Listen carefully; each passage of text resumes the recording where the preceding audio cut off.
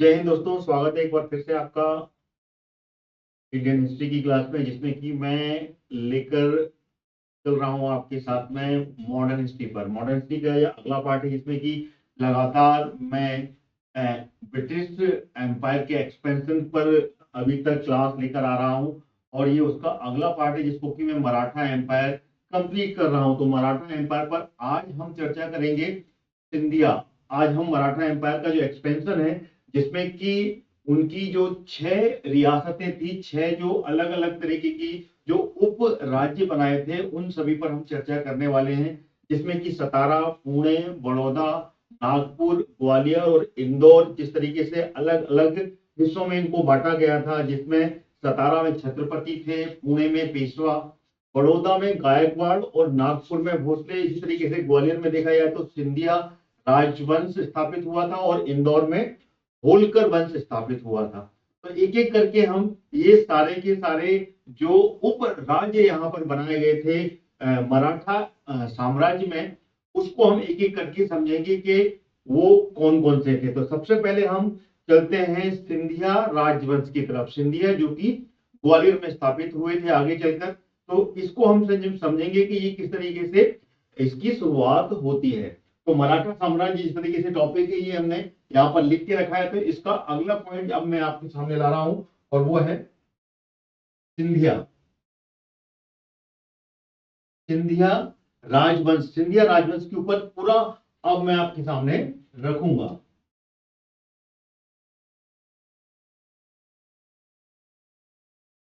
सिंधिया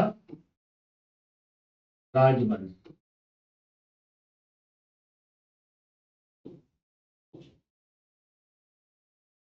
सिंधिया राजवंश की हम बात कर लें तो सिंधिया राजवंश में जो सिंधिया परिवार था, वो सिंधिया परिवार ग्वालियर का मराठा शासक परिवार कहलाता है। कहां का कहलाता है? ग्वालियर का मराठा शासक परिवार कहलाता है। जिसमें कि 18वीं जो शताब्दी है, 18वीं सेंचुरी के ये एक कालखंड का ये हिस्सा कहलाता है, जब इसकी शुरुआत हुई थी। यानी कि उत्तर भारत में अगर देखा जाए तो राजनीति की में इसने एक प्रमुख भूमिका निभाई थी। उत्तर भारत का यहाँ पे कि मराठा एम्पायर पूरा फल फूल रहा था, वहां पर जो सिंधिया वंश है उसने यहाँ पर प्रमुख भूमिका निभाई थी। अगर हम इसकी बात करें कि इस वंश की स्थापना किसने की थी, तो वो स्थापना इसकी जो की थी, वो इसकी जो स्थापना की थी,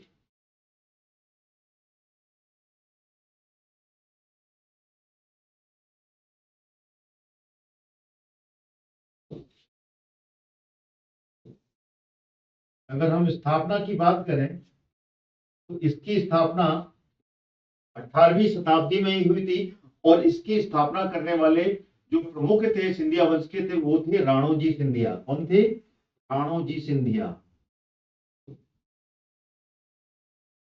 राणोजी सिंधिया ने सिंधिया वंश की स्थापना की थी। राणोजी सिंधिया ने इसकी स्थापना की थी, जिन्होंने की 1726 में। 1726 का काल अगर देखा जाए तो 1726 के समय में, उस समय जो मराठा पेशवा थे, वो थे अपने जो क्या नाम है, नाम याद नहीं आ रहा। और 1720 से लेके 1740 के बीच में जो बाजीराव प्रथम, सॉरी याद आ गया, बाजीराव प्रथम जो पेशवा थे, उस समय इन्होंने प्रमुख 4 उपराज्य मराठा एम्पायर में बनाए थे। तो ये 1726 की बात है। 1726 की पेशवाई के समय में ये मराठा राज्य के प्रमुख मंत्री रहे। और इनको मालवा का प्रभारी बनाया गया था। कहां का बनाया गया था इनको? इनको मालवा का प्रभारी बनाया गया था। ये कहां के थे? मालवा। उस समय इनको मालवा का प्रभारी बनाया गया था। जब बाजीराव प्रथम जिस समय पेशवा थे, बाजीराव प्रथम का जो कार्यकाल था, जब वो पेशवा बने, वो 1720 में पेशवा बने थे। और 1740 तक वो पेशवा के पद पर रहे थे। और 1740 में जब उनकी मृत्यु हो जाती है, देन उसके बाद में ये शासन उनका समाप्त होता है। उसके बाद फिर अगला पेशवा जो आता है, वो उनके ब्रदर होते हैं। ठीक है, तो इसके बारे में मैंने पिछली क्लासेस में पूरा एक्सप्लेन कर दिया है, वो आप बिल्कुल देख सकते हैं। तो यहाँ पर बात हो रही है 1726 में। 1726 में जब पेशवा थे उस समय राणोजी सिंधिया, उस समय राणोजी सिंधिया मराठा राज्य के प्रमुख मंत्रियों में से थे और इनको मालवा का प्रभारी बनाया गया था। फिर आगे चलकर अगर देखा जाए तो 1750 में मृत्यु होने से पहले, यानी कि इनकी मृत्यु हो जाती है, ये 1750 में इनकी मृत्यु हो जाती है। 1750 में जब इनकी मृत्यु हो जाती है तो मृत्यु होने से पहले राणोजी सिंधिया ने उज्जैन को अपनी राजधानी बनाया था। 1750 से पहले, यानी कि अगर हम बात की जाए तो उज्जैन को राजधानी बनाने का जो समय था वो लगभग 1731 ईस्वी के आसपास का था। 1731 के आसपास इन्होंने उज्जैन को, राणोजी सिंधिया ने उज्जैन को अपनी राजधानी बनाया था, उज्जैन में अपनी राजधानी स्थापित कर ली थी। बाद में सिंधियाओं ने राजधानी को बदल दिया था और बदलकर इन्होंने ग्वालियर में एक पहाड़ी दुर्ग पर लेके आ गए थे। यानी कि आगे चल के 1731 के बाद में जब आगे का समय आया तो उस समय इनकी जो राजधानी थी ये उज्जैन से ये ग्वालियर लेकर आ गए थे। उज्जैन से ये ग्वालियर में एक पहाड़ पर इन्होंने दुर्ग बना लिया था और वहां पर इन्होंने अपनी राजधानी को शिफ्ट कर लिया था। अगर हम बात करें राणोजी के उत्तराधिकारियों की बात करें तो उसमें राणोजी के बाद में जो उत्तराधिकारी का नाम आता है वो आता है महादजी सिंधिया का। किसका आता है? इसके बाद में जो राणोजी सिंधिया, यहाँ पर हम नोट कर लेते हैं, सबसे पहले स्थापना जो की थी वो की थी राणोजी सिंधिया ने।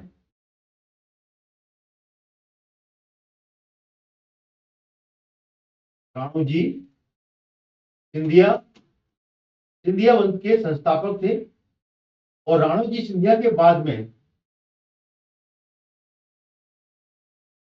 जब राणोजी सिंधिया की मृत्यु हो जाती है उसके बाद में उत्तराधिकारी का जो नाम आता है उसमें उत्तराधिकारियों में जो प्रमुख थे वो थे महादजी सिंधिया। महादजी सिंधिया नोट करते जाइएगा, बिल्कुल इंपॉर्टेंट पॉइंट बता रहा हूं जो कि आपको एग्जाम में कहीं ना कहीं से किसी ना किसी पैटर्न में पूछा जाता है। तो उसके उत्तराधिकारी कौन बने? महादजी सिंधिया बने, जिनका की शासनकाल 1761 से लेकर 1794 ईस्वी माना जाता है। अब हम महादजी सिंधिया के बारे में समझेंगे। यहाँ पर हेडिंग बना लेते हैं, यहाँ पर महादजी सिंधिया।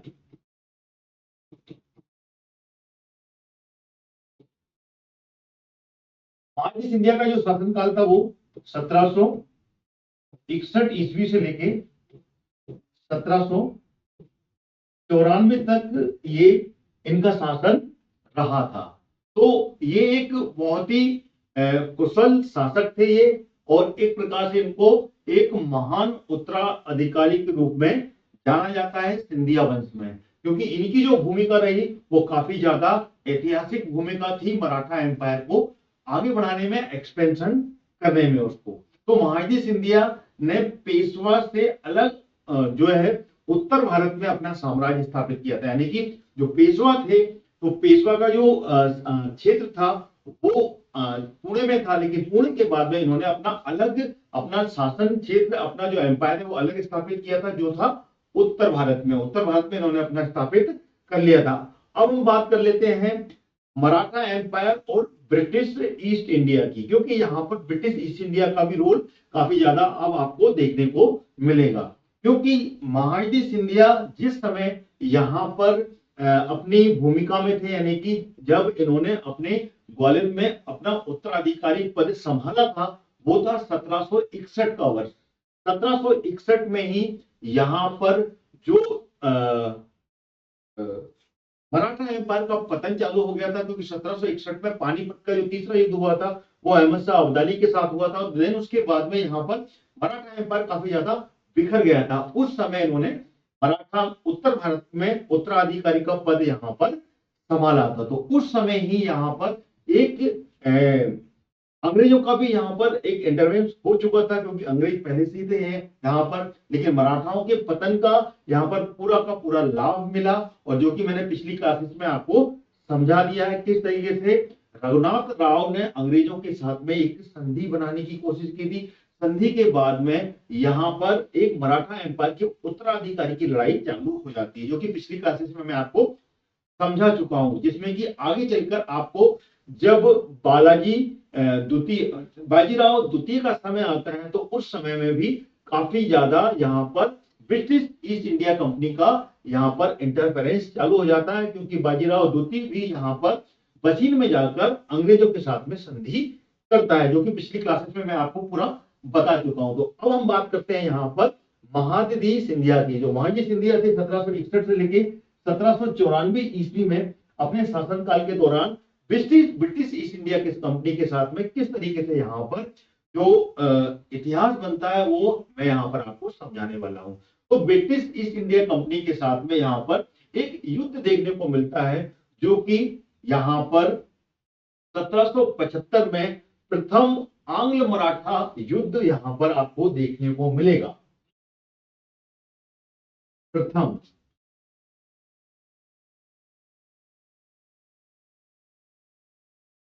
आंग्ल मराठा युद्ध ये आपको यहां पर देखने को मिलेगा, जो कि था 1775 में। 1775 ईस्वी में ये युद्ध हुआ, जो कि लगभग 7 वर्ष तक ये युद्ध चला। काफी बड़ा कार्य का समय था जो कि युद्ध का यहाँ पर बीता। 1775 से लेके 1782 ईस्वी तक ये युद्ध यहाँ पर देखने को मिला, प्रथम आंग्ल मराठा युद्ध। वह लगभग पश्चिमोत्तर भारत में यहाँ पर ये युद्ध हुआ, और इस युद्ध में कहीं ना कहीं पे महादजी सिंधिया की जो कुशलता थी वो यहाँ पर देखने को मिलती है। हम बात कर रहे हैं सिर्फ सिंधिया वंश की। जब हम आगे चलेंगे तो आंग्ल मराठा युद्ध को भी पूरी अच्छी तरीके से समझेंगे। अभी हम सिंधिया वंश के बारे में बात कर रहे हैं, तो सिंधिया वंश के एक एक कार्य का, जिसमें कि यहाँ पर महादजी सिंधिया ने क्या भूमिका निभाई थी वो मैं आपको सिर्फ बता रहा हूं। यानी कि 1775 से लेकर 1782 के बीच में जब प्रथम आंग्ल मराठा युद्ध होता है, तो उस समय महादजी सिंधिया ने यहाँ पर एक प्रशासनिक भूमिका के रूप में अपनी जो पारी थी वो खेली थी यहाँ पर, और एक अच्छे प्रशासक के रूप में यहाँ पर वो उभर कर सामने आए थे प्रथम आंग्ल मराठा युद्ध में। अब आगे चलते हैं कि महादजी सिंधिया के समय में और कौन कौन सी चीजें यहाँ पर आपको देखने को मिली। आगे चलते हैं तो यहाँ पर फ्रांसीसी अधिकारियों की सहायता से उन्होंने राजपूतों को भी हराया था। किसको हराया था? राजपूतों को। राजपूत उस समय यहाँ पर थे, और राजपूतों को भी इन्होंने यहाँ पर युद्ध में हराया था। और उसके साथ साथ में इन्होंने जो उस समय का मुगल एम्पायर था, तो मुगल एम्पायर में उस समय में जो शासन था वो था शाह आलम का। शाह आलम का जो शासन था, तो उसको भी यहाँ पर अपने संरक्षण में लिया था, उसको एक कवरिंग दी थी। यानी कि मराठा एम्पायर ने यहाँ पर शाह आलम को संरक्षण दिया। ठीक है, तो महादजी सिंधिया का इसमें भी रोल रहा। शाह आलम को संरक्षण देने वाले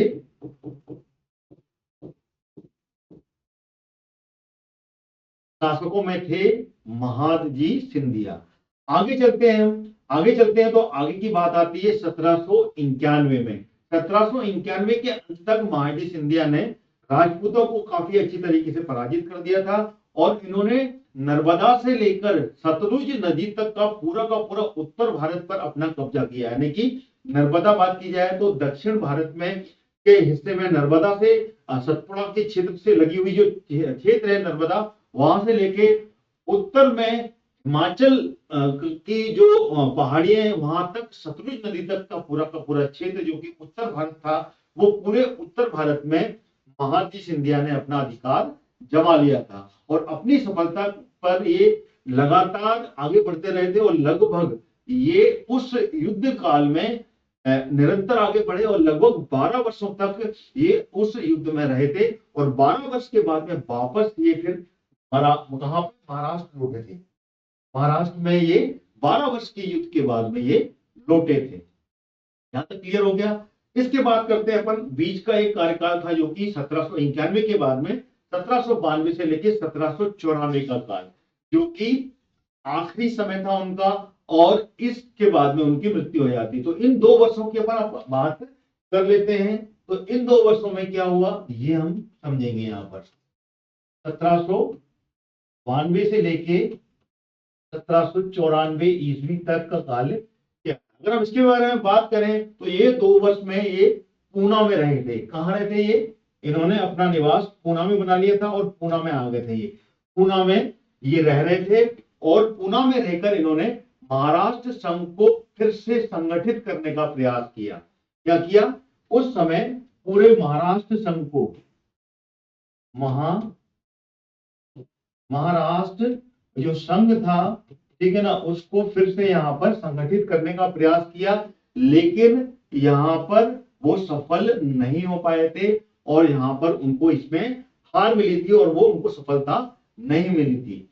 फिर उसके बाद में अगर बात की जाए तो जून 1993 में, आगे चलते हैं, 92 से लेकर 94 का काल पढ़ रहे हैं अपन। तो जून 1794 में 1793 जून का महीना था उस समय। 1794 में जून का महीना था। उस समय यहाँ पर तुकाजी होलकर की पूर्ण पराजय में भी यहाँ पर महाजी की अंतिम विजय थी। यानी कि इनका युद्ध जो हुआ था ये होलकरों के साथ में हुआ था।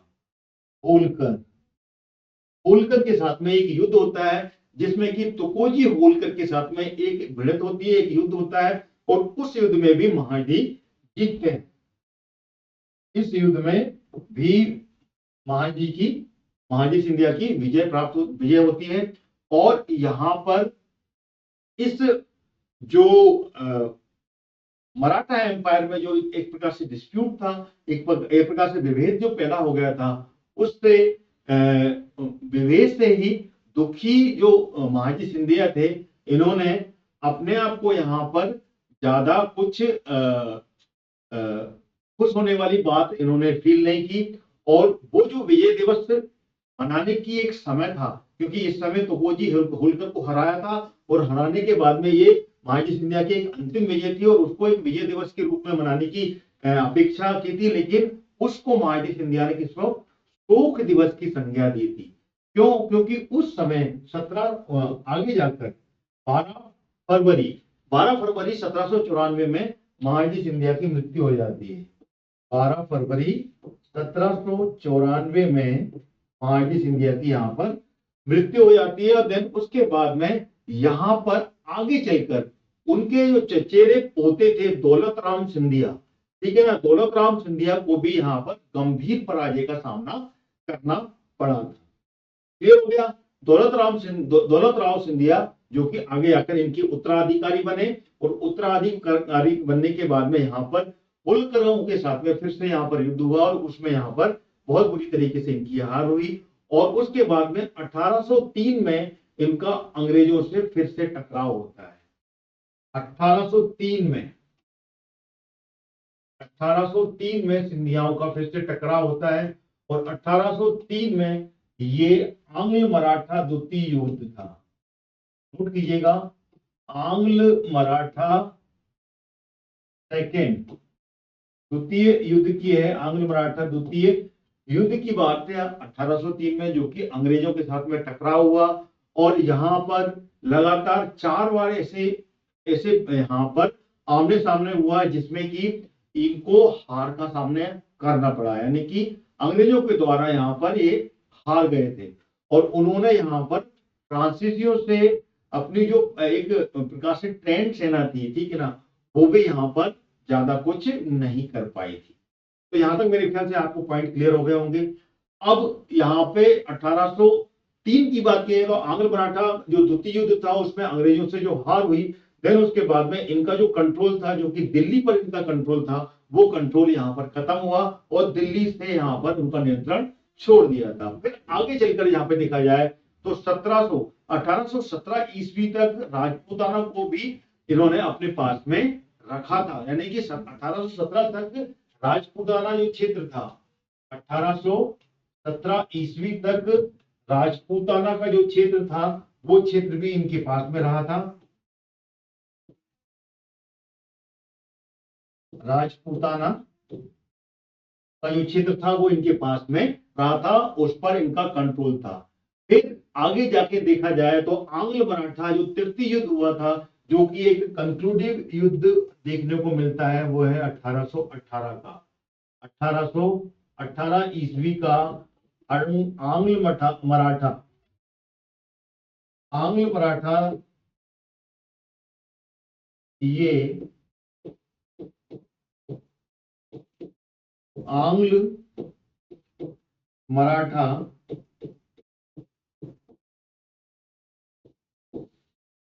तृतीय युद्ध होता है। उस युद्ध में अंग्रेजों से ये बहुत बुरी तरीके से हारते हैं, और हारने के बाद में यहाँ पर ये सिंधिया जो थे वो अंग्रेजों से के अधीन हो जाते हैं, और अंग्रेज यहाँ पर अपनी खुद की एक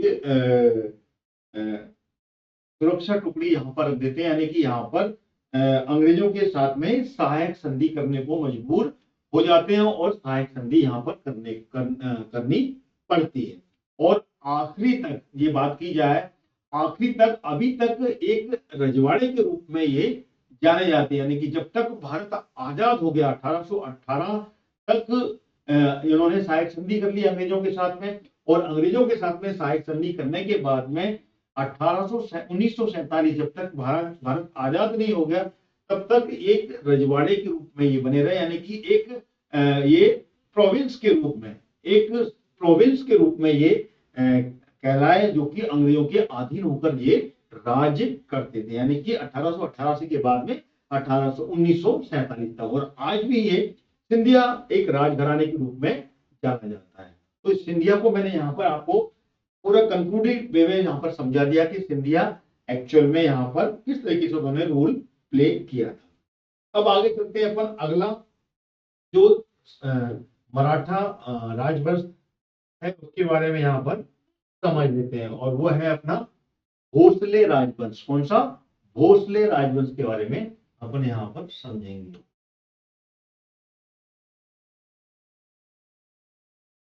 भोसले राजवंश, ये राजवंश भी मराठा का एक उप राजवंश के रूप में जाना जाता है, एक उप राजवंश था ये। और ये राजवंश भी महान मराठा राजा शिवाजी के परिवार का एक भारतीय राजवंश था, यानी कि ये जो था ये छत्रपति शिवाजी के जो राजवंश था, उनका जो परिवार था, उसका ही एक छोटा सा हिस्सा था, और उनकी ही परिवार का एक हिस्सा रहा भोसले राजवंश। ठीक है, इतना आपको याद रखना है, ये छत्रपति शिवाजी के राजवंश से था, परिवार से था, शिवाजी के परिवार का ही वंश था ये,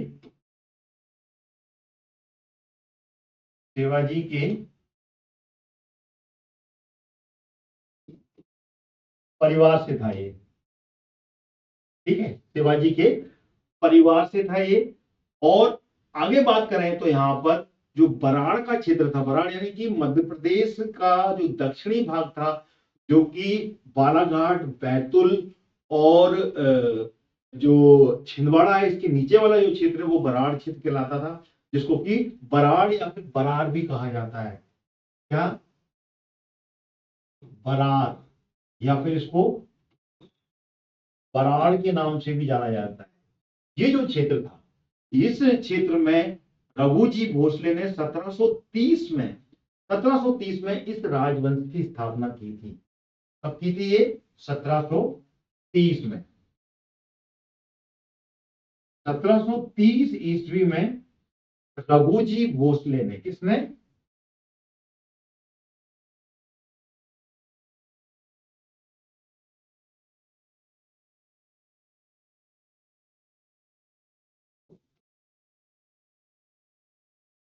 रघुजी भोसले ने भोसले राजवंश की स्थापना की थी, और ये इस वंश के 8वें शासक थे। कौन से थे ये?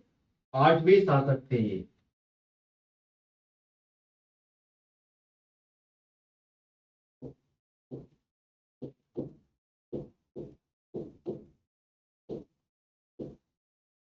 8वें शासक थे ये, और उन्होंने जो वर्तमान महाराष्ट्र राज्य का जो नागपुर था वहां पर भी इन्होंने अपना शासन किया था। वर्तमान महाराष्ट्र का जो नागपुर है, जो कि पहले मध्य प्रदेश की राजधानी हुआ करता था, बाद में जाकर जब मध्य प्रदेश का पुनर्गठन हुआ तो राजधानी बदली, तो वो जो नागपुर क्षेत्र था उस पर भी इन्होंने शासन किया था नागपुर में।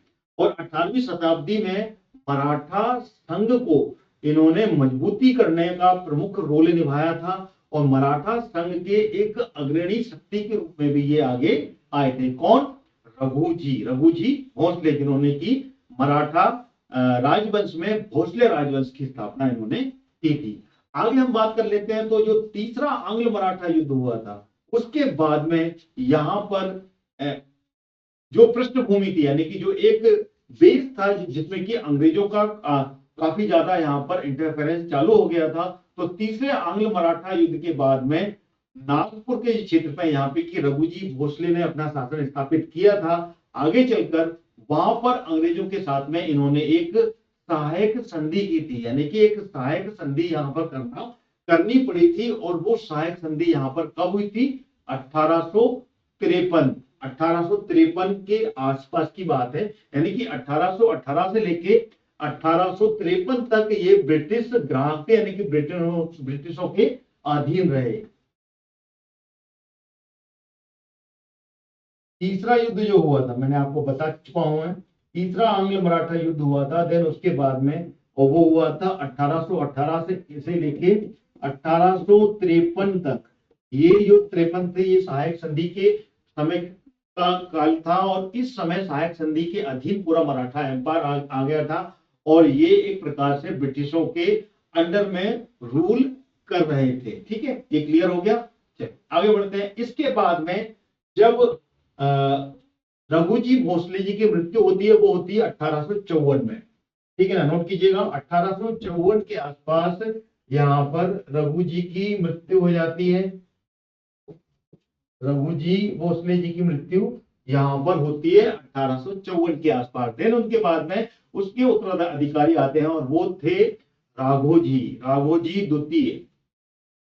राघोजी द्वितीय होते हैं, और राघोजी द्वितीय के बाद उनके उत्तराधिकारी जो होते हैं वो राघोजी तृतीय बनते हैं। तो राघोजी तृतीय उन्होंने ब्रिटिश निवासी जो रिचर्ड जेनकिंस था उनके अधीन यहाँ पर शासन किया था।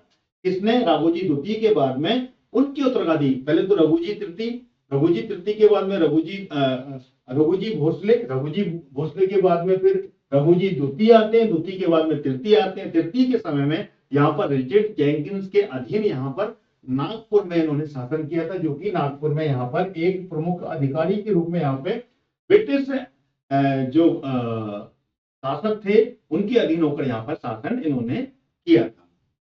फिर 1853 में रघुजी तृतीय की मृत्यु कब होती है? यहाँ पर रघुजी तृतीय की मृत्यु भी यहाँ पे दिसंबर 1853 के आसपास यहाँ पर जो एक नई तरीके से पॉलिसी बनती है, जिसमें कि लॉर्ड डलहौजी उस समय यहाँ पर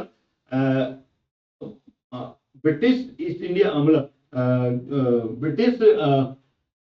इंडिया कंपनी के मतलब जो ब्रिटिश शासक थे उसके अंडर में यहाँ पर गवर्नर बनकर जब आता है डलहौजी, तो डलहौजी यहाँ पर एक हड़प नीति लेकर आता है। उस हड़प नीति के तहत 1853 के तहत अंग्रेजों के द्वारा नागपुर पर कब्जा कर लिया जाता है। कब?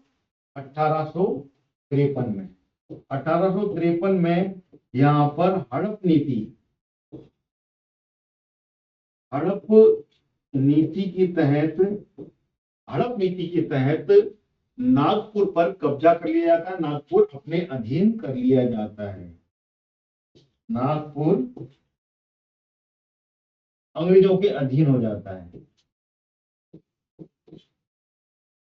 अंग्रेजों के अधीन हो जाता है, अंग्रेज इस पर कब्जा कर लेते हैं। तो यहाँ पर भोसले परिवार, जो कि मैंने आपको शुरू में बताया, ये शिवाजी के परिवार से ही थे, और इनके जो भोसले परिवार के रघुजी भोसले थे, उन्होंने 1730 में भोसले राजवंश की स्थापना की थी, और 1730 से लेके 1853 तक लगभग 100 वर्ष से ज्यादा कार्यकाल तक ये राजवंश यहाँ पर रहा। उसके बाद में ये अंग्रेजों के साथ में यहाँ पर सत्ता चली जाती है और यहाँ पर डलहौजी के द्वारा हड़प नीति में नागपुर जो है वो अंग्रेजों के अधीन चला जाता है। तो ये था भोसले राजवंश जो कि मैंने आपको यहाँ पर बताया। अब हम आगे चलते हैं अगले राजवंश की ओर। वो अगला राजवंश जो है वो है गायकवाड़।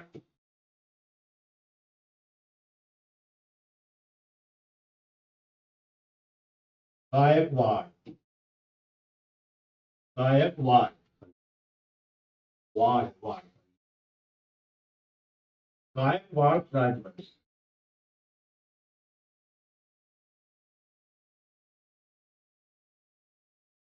गायकवाड़ राजवंश के बारे में बात करें तो ये राजवंश भी उन 6 राजवंश के साथ में शामिल होता है जिसमें कि अन्य 5 राजवंश थे, जिसमें कि छत्रपति थे जो कि सतारा में थे, गायकवाड़ जो कि कहां पे थे, ये बड़ोदरा में थे। ठीक है, तो गायकवाड़ भारतीय इतिहास का एक प्रसिद्ध मराठा राजवंश के रूप में भी प्रसिद्ध रहा है, पॉपुलर रहा है।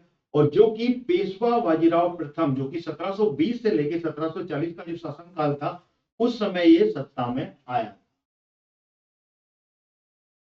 उन्हीं के समकालीन था ये। जो बाजीराव प्रथम थे, बाजीराव प्रथम जो कि एक अजय थे जिनको कि किसी ने भी हराया नहीं था 1720 से 1740 तक।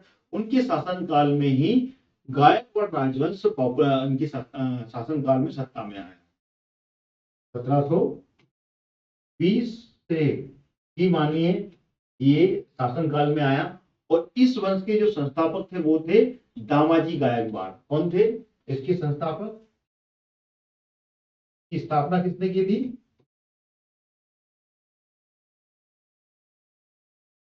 इसकी स्थापना की थी दामाजी गायकवाड़ ने। एक एक करके सारी चीजें बिल्कुल। दामाजी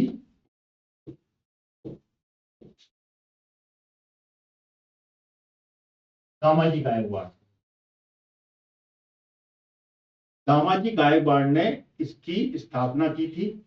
और इसके बारे में दामाजी गायकवाड़ जो प्रमुख रोल प्ले किया, ज्यादा कुछ इसके बारे में जानकारी नहीं है, लेकिन इतना याद रखिएगा दामाजी गायकवाड़ जो प्रथम थे उनके जो भतीजे थे जिनका नाम था पिलाजी गायकवाड़ जो कि 1721 से लेके 1732 तक इन्होंने यहाँ पर कार्यभार जो संभाला, जो उनका जीवन काल था वो इस वंश के प्रमुख रूप से जाने जाते हैं। कौन?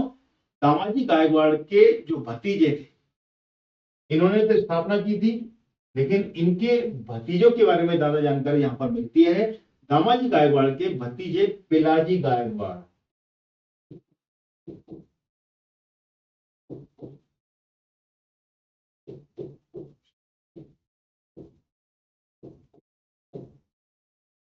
पिलाजी गायकवाड़ जिनका की कार्य समय जो था वो समय कौन सा था? 1721 से लेके 1732 तक।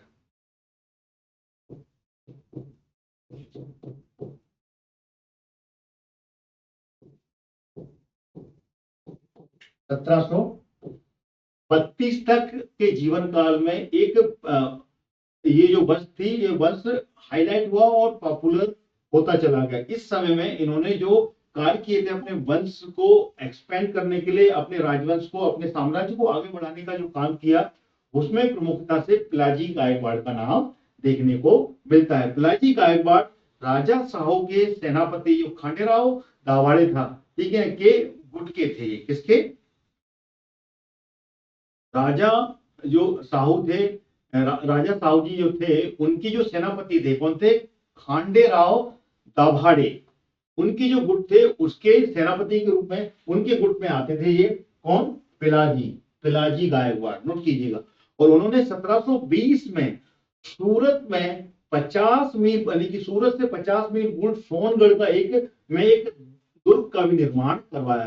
1720 का जो शासनकाल था वो किसका था? वो था बाजीराव प्रथम का। तो 1720 से लेके 1740 के समय की बात कर रहे हैं। और उसी समय ये गायकवाड़ जो राजवंश था ये अस्तित्व में आया था। तो 1721 से लेके 1732 में जब पिलाजी गायकवाड़ यहाँ पर शासन कर रहे थे तो उस समय का जो कार्यकाल था उसमें 1720 में इन्होंने सूरत से लगभग 50 मील के पूर्व में जाने पर एक सोनगढ़ का क्षेत्र पड़ता है, वहां पे इन्होंने एक दुर्ग का निर्माण करवाया था। आगे चलकर बात की जाए तो 1731 में पिलाजी ने बिल्लापुर अथवा बालापुर के युद्ध में भी खांडेराव के पुत्र और उसके उत्तराधिकारी जो त्रंबकर राव दाभाडे था, ठीक है ना, उनकी तरफ से भी इन्होंने युद्ध लड़ा था। लेकिन यहाँ पर इस युद्ध में जो दाभाडे जी थे, त्रंबक राव दाभाडे, उनकी पराजय हो गई थी और उनकी मृत्यु भी हो गई थी। लेकिन यहाँ पर पिलाजी ने पेशवा बाजीराव प्रथम के साथ में एक संधि कर ली थी, ठीक है ना। किसने? पिलाजी ने। पिलाजी का शासनकाल यहाँ पर चलता रहा था, तो पिलाजी ने यहाँ पर पेशवा बाजीराव प्रथम के साथ में एक संधि कर ली, और संधि करने के बाद में फिर ये आगे अपने राजवंश को आगे बढ़ाने में ये कामयाब होते हैं। इसलिए दामाजी गायकवाड़ का तो यहाँ पर रोल देखने को मिलता है, जिन्होंने की गायकवाड़ राजवंश की स्थापना की। लेकिन यहाँ पर बाजीराव प्रथम के समकालीन रहे थे, तो बाजीराव प्रथम के साथ में जब युद्ध होता है तो युद्ध में यहाँ पर दाभाडे जी की पराजय हो जाती है और मृत्यु हो जाती है। देन उसके बाद में पिलाजी बाजीराव प्रथम के साथ में एक संधि कर लेते हैं, और संधि करने के बाद में यहाँ पर इनका जो राजवंश है वो आगे बढ़ता है, ठीक है। तो संधि का कब होती है? जब यहाँ पर खांडेराव के पुत्र, जो कि उनके उत्तराधिकारी होते हैं, कौन? त्रंबक राव दाभाडे जी, जब उनके साथ में ये युद्ध होता है तो युद्ध में यहाँ पर उनकी मृत्यु होती है, और उसके बाद में पिलाजी बाजीराव जी के साथ में यहाँ पर एक संधि कर लेते हैं। तो यहाँ पर पेशवा ने उसे गुजरात में जो संधि होती है, संधि करने के बाद में गुजरात का वहां पर एक उप राज्य घोषित कर देते हैं, और उप राज्य का यहाँ पर एक राजा बना दिया जाता है। किसको? पिलाजी गायकवाड़ को। यानी कि गुजरात पर निगाह रखने के लिए गायकवाड़ को यहाँ पर बड़ौदा का जो क्षेत्र था वो पूरा का पूरा जो गुजरात था, गुजरात में यहाँ पर एक मुख्य ठिकाना बनाया जाता है। किसको? बड़ौदा को। बड़ौदा, क्योंकि यहाँ पर संधि जो होती है, संधि के बाद में पिलाजी गायकवाड़ बाजीराव प्रथम के अधीन होकर गुजरात में यहाँ पर शासन करते हैं, और यहाँ पर गुजरात का एक प्रमुख क्षेत्र जो कि बड़ौदा था, बड़ौदा को यहाँ पर प्रमुख ठिकाना बनाया जाता है। यानी कि यहाँ पर मुख्यालय बोल सकते हैं अपन, इसको मुख्यालय बनाया जाता है, और यहीं से गायकवाड़ जो राजवंश है वो यहाँ से शासन करते हैं, ठीक है। तो पिलाजी गायकवाड़ जो कि 1732 तक इन्होंने शासन किया, देन उसके बाद में इनकी 1732 में हत्या करवा दी गई थी, और उसके बाद में इनके पुत्र दामाजी गायकवाड़ द्वितीय, दामाजी गायकवाड़ प्रथम जो कि संस्थापक थे, और उसके बाद में इनके जो भतीजे रहे पिलाजी गायकवाड़, उन्होंने सत्ता संभाली। देन उसके बाद में इनके पुत्र आए, इनकी हत्या हुई 1732 में, जो कि मैंने आपको बताया 1732 तक इनका शासन रहा। 1732 में यहाँ पर साजिश के तहत इनकी हत्या हुई, और हत्या के बाद में उनके पुत्र दामाजी गायकवाड़ द्वितीय यहाँ पर उत्तराधिकारी बनते हैं। इनके पुत्र आते हैं, वो हैं दामाजी गायकवाड़ सेकंड, द्वितीय यहाँ पर उत्तराधिकारी बनकर आगे आते हैं।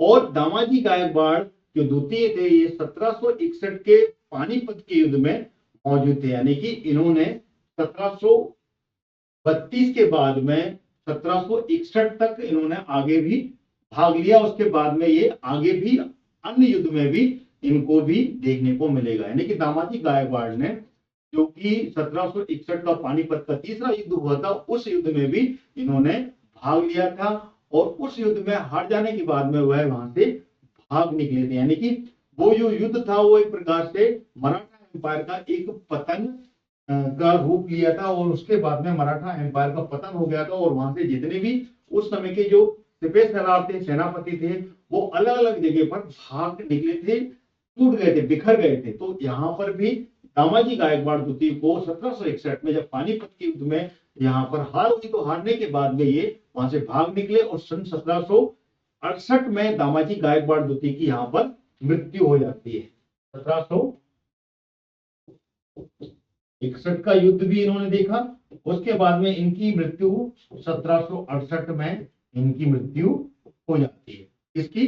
दामाजी गायकवाड़ द्वितीय की।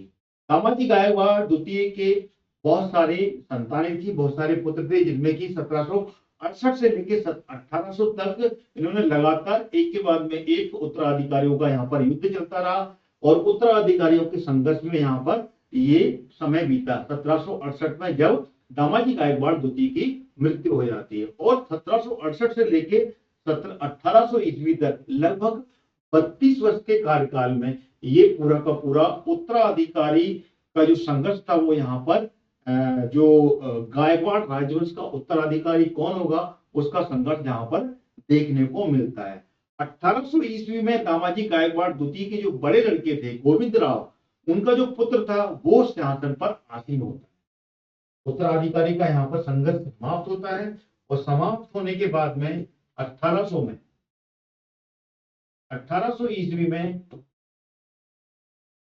दामाजी गायकवाड़ द्वितीय के बड़े पुत्र गोविंद राव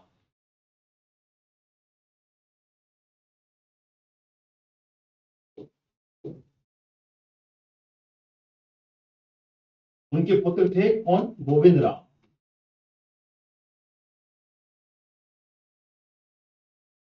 गोविंद राव का गोविंद राव का भी पुत्र था।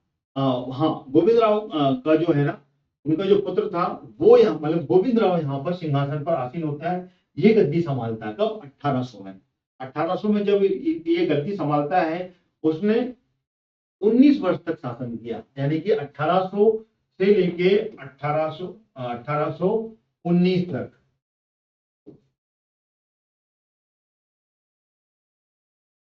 1819 ईस्वी तक इसने शासन किया और उसके बाद में ये इस दौरान गायकवाड़ राजवंश अंग्रेजों से साथ में एक शांतिपूर्ण संबंध इन्होंने बनाए रखा और बिना किसी युद्ध के साथ में ये 1805 ईस्वी में एक प्रकार से एक सहायक संधि के रूप में यहाँ पर देखने को मिलता है, जो कि मैंने आपको बताया। 1803 के बाद में जो युद्ध हुआ उसमें एक सहायक संधि मराठा के कई राजवंशों ने यहाँ पर अंग्रेजों के साथ में की थी और उस सहायक संधि के साथ में यहाँ पर एक आश्रित के रूप में यहाँ पर एक शासन इन्होंने चलाया था, जिसमें कि गायकवाड़ भी थे और जिसमें भोसले राजवंश भी थे, सिंधिया राजवंश भी थे। तो सारे ये राजवंश जो थे मराठा एम्पायर, जो कि 1894 यानी कि महाराजा सिंधिया के बाद में जब सेकेंड युद्ध होता है और उसके बाद में जो सहायक संधि का दौर चालू होता है, उस सहायक संधि में यहाँ पर सारे मराठा राजवंश एक के बाद में एक अंग्रेजों के आश्रित हो जाते हैं और अंग्रेजों के साथ में चलकर यहाँ पर शासन देखने को आपको मिलेगा। तो उसी तरीके से गायकवाड़ वंश ने भी 1805 में एक संधि कर ली थी और उस संधि के तहत यहाँ पर शासन चलाया था। गायकवाड़ वंश अंग्रेजों के प्रति बहुत ही ज्यादा वफादार रहे थे। इसी कारण से दूसरे और तीसरे आंग्ल मराठा युद्ध में तथा अन्य सरदारों के साथ में इनकी जो अन्य जो सरदार थे, जो अन्य मराठा राजवंश थे, उनको जो जनधन की हानि हुई थी वो हानि इनको देखने को नहीं मिली थी। यानी कि ये काफी ज्यादा अंग्रेजों के प्रति वफादार रहे थे और अंग्रेजों से काफी ज्यादा इनकी बन रही थी। तो एक दूसरे के साथ में यहाँ पर इतने अच्छे से मेलजोल अंग्रेजों के साथ इन्होंने बढ़ा लिया था कि इन्होंने जो सेकंड और थर्ड आंग्ल मराठा युद्ध हुआ था उनमें यहाँ पर जो अन्य राजवंश थे उनको जनधन की और साथ में अन्य जो क्षति हुई थी वो क्षति इनको देखने को नहीं मिली थी। तो ये था गायकवाड़ वंश, जो कि मैंने आपको यहाँ पर बताया कि 1819 तक का मैंने आपको बताया। देन उसके बाद में 1818 में जो आंग्ल मराठा तृतीय युद्ध होता है, उसके बाद में यहाँ पर आगे जाकर 1853-54 के बाद में तो पूरा मराठा एम्पायर जो है वो अंग्रेजों के अधीन हो जाता है, अंग्रेज इस पर हड़प कर लेते हैं। तो आज मैंने आपको कितने राजवंश बताए? सबसे पहले मैंने सिंधिया राजवंश बताया, सिंधिया के बाद में भोसले और गायकवाड़, ये तीन राजवंश जो कि मराठा साम्राज्य के उपराज्य के रूप में जाने जाते हैं, ये तीन मैंने कंप्लीट कर लिए हैं। अब हम अगले क्लास में कंप्लीट करेंगे, जिसमें कि रह गए हैं होलकर, छत्रपति और एक और राजवंश रह गया है जिसका नाम है पेशवा। तो ये तीन राजवंश के बारे में आपको अगली क्लास में कंप्लीट हम कर देंगे। Thank you so much watching my this video till and class अगर पसंद आई है तो क्लास को लाइक और शेयर जरूर कीजिएगा।